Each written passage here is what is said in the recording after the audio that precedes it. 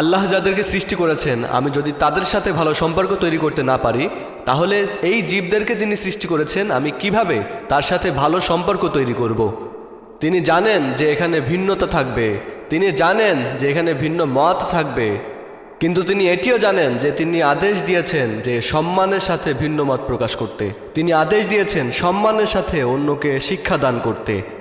বর্তমানে আমাদের মধ্যে যেটির অভাব সবচেয়ে বেশি দেখা যাচ্ছে সেটি হলো ভিন্নমত পোষণকারী ব্যক্তির প্রতিও সম্মান করা।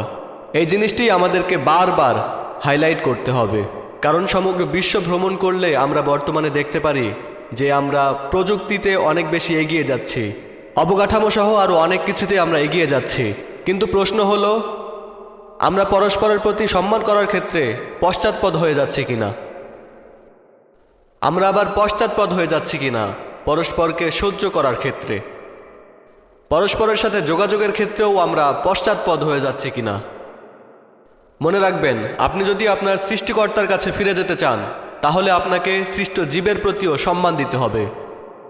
এমনকি আমাদের রসুল সাল্লাল্লাহু আলাইহি ওয়াসাল্লাম সম্মান করতে বলেছেন কুকুরকে, পশুকে, বিড়ালকে, পাখিসহ আল্লাহর সকল সৃষ্ট জীবকে।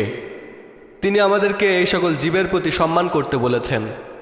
এমনকি যদি আপনি এ সকল জীবের প্রতি সহানুভূতিশীল হন তাহলে আল্লাহ আপনার প্রতি আরও বেশি পরিমাণে সহানুভূতিশীল হবেন। ইরহামু মান ফিল আরদি ইয়ারহামুকুম মান ফিস সামা।